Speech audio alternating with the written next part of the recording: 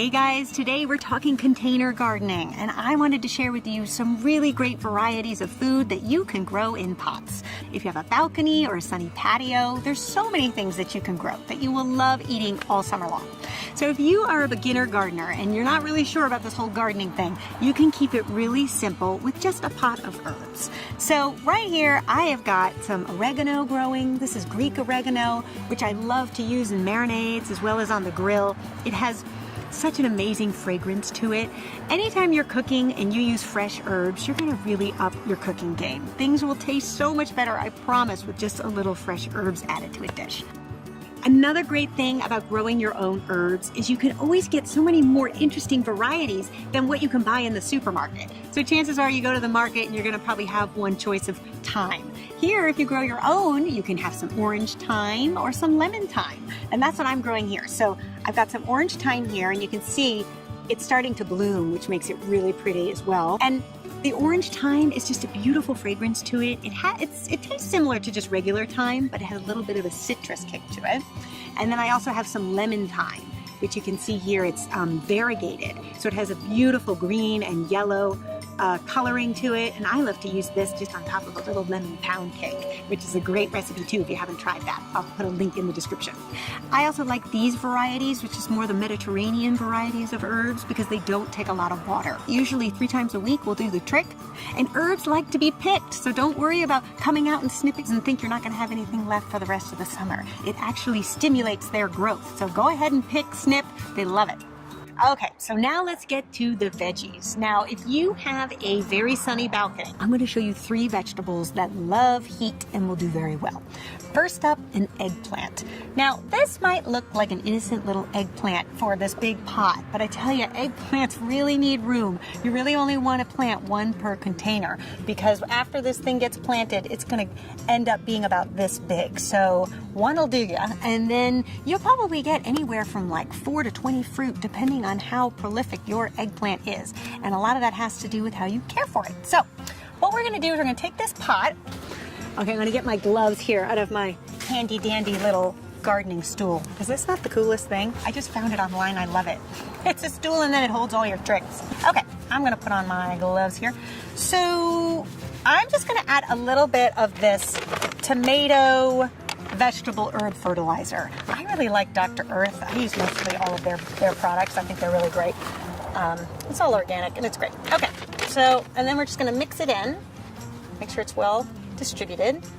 And then I do like to add a little bit of water just to make sure the soil is nice and moist. And the thing with eggplants is if they don't get enough moisture, you can end up with some pretty misshapen fruit. We've seen some funny ones in this garden, let me tell you. So you do want to make sure that you have nice moist soil and that you have soil that drains well. And that's another reason why I like to grow eggplants in pots, because typically, like, look, this soil is going to drain very well. A lot of my garden for years had clay soil, which took me forever to get rid of. And the only way to really get rid of clay soil is just by mixing a lot of compost, gardening for a lot of years, and putting in cover crops. And over time, that soil does improve. It's definitely a project. But you don't have that with a pot, so that's the great thing about container gardening. You can put in that beautiful soil. Okay, so see how happy it looks right there? And then the final step, and this is really important to do ahead of time because it gets really hard to do this after this plant starts to grow, is to put in one of these babies. And this, just want to be careful, it's just a ladder form. And what I like about it is as the plant grows, it's going to grow up and hang on these ladders, so that as the branches start to grow out, it'll have a place where it'll support the plant. So you definitely want to do this ahead of time and get all the leaves sort of out from under it. Make sure you're not strangling anybody. There! Presto. Now, if you want to see what this is going to look like in a couple of months, you can like me on Facebook, and I'll be doing some live videos over there to show you the progress of some of the things that we're planting today. So peppers are another great thing to grow in containers. So you can see I have 2 here. This one has a little bit of a head start, it's a little bit bigger, and I put it in a larger pot, and that could also be why. Sometimes if you plant things in pots, they will take up the space that they actually have to grow. Peppers love sun, so they're really at home on a balcony, and they need to be watered probably every other day or so in the summertime. Now, if you can't find the ladder forms to support your pepper plant, you also could just simply use a stake, like I have here. You basically just want to find the main branch of the plant, stick it in the soil, and then attach it in some way. I actually just discovered these little Velcro ties, which I think are pretty genius. And you just kind of snip a little bit of that off. And then find the main branch, and you just want to support it. And this is so your plant can, grow upright and not get all flopsy-mopsy on you. There, see? And you can see a little pepper is on its way. You see that bloom? That's what the bloom of a pepper plant looks like. And that is going to turn into fruit, probably in a few weeks or so. And lastly, another great vegetable to grow in a container is a cherry tomato. They are fantastic because they will give you little tomatoes all summer long. And here you can see I have this beautiful cherry tomato that started out as a little plant, and I planted it in one of these. So this is called a geopot, and I recently just discovered these at this tomato event I went to this year. This is what it looks like. Actually, it looks like a big bag. It is so light, and you can plant tomatoes in here. And what I love about this, for any of you city dwellers, you can just bring this up to your apartment and put this right on your balcony. No need to have to haul terracotta pots up to your balcony. It reminds me of my sister and I, our first apartment. We had a little garden on a balcony, and we hauled up all those terracotta pots in the potting soil. Had I had this, I would have been so much happier. But this is great, and so far so good. What's nice about it is it allows the roots to grow up this way, and apparently it's going to give me more tomatoes. So we'll see. I haven't tried it before, but so far so good, and I think it's very promising. It's already started to bloom. There's nice little flowers there, and those blooms will eventually set into fruit. And you can see I have some fruit that is already forming. Now you can see I've put a cylindrical form on this cherry tomato. That's another key tip. You do need something to support it. And because they do grow a lot, I do like to have something that's going to kind of keep it in a little cage, as opposed to taking a bunch of stakes and sticking that in your pot. That could get a bit unwieldy with everything kind of growing in every direction.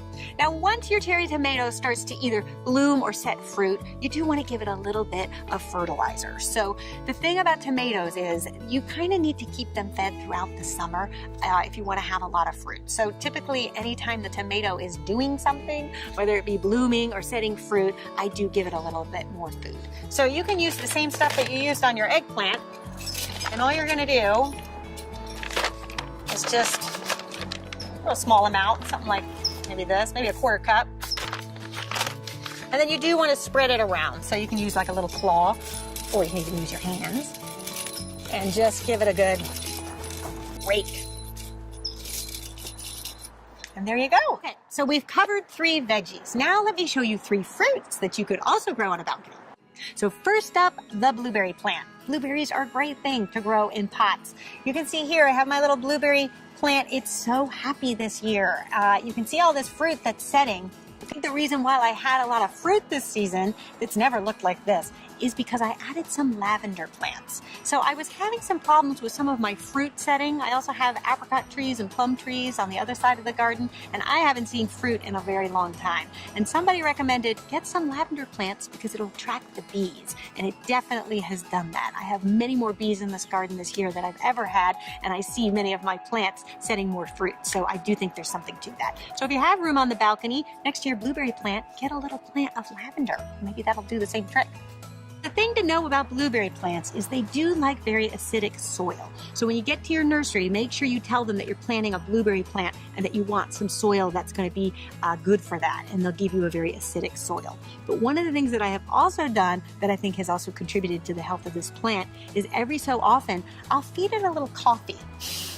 Because coffee is so acidic. So I'll take my morning coffee, these are my grounds from this morning, and I will leave them as is, and then I'll just fill this up with a little bit of water.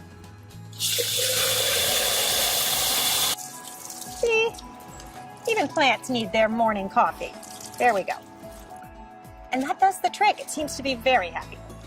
And another great fruit that does really well in a container is a strawberry plant. And here you can see I have them planted in a strawberry pot. And a strawberry pot has all these different pockets all the way around it that allows for planting individual plants. And it looks really beautiful once all the strawberries start appearing. There's a couple of different things to know about strawberries, and if you haven't seen it already, I encourage you to click the annotation and you can head to my strawberry video and it'll tell you everything you need to know about growing strawberries. And lastly, the lovely kumquat tree. This would be another great idea to have a little fruit tree on your balcony. I love a kumquat because I think they're really decorative.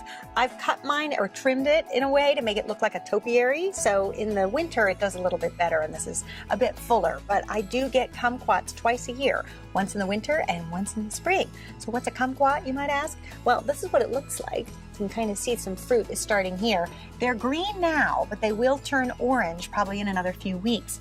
They are the opposite of an orange, so it's a really interesting fruit. They're actually sweet on the outside and bitter on the inside.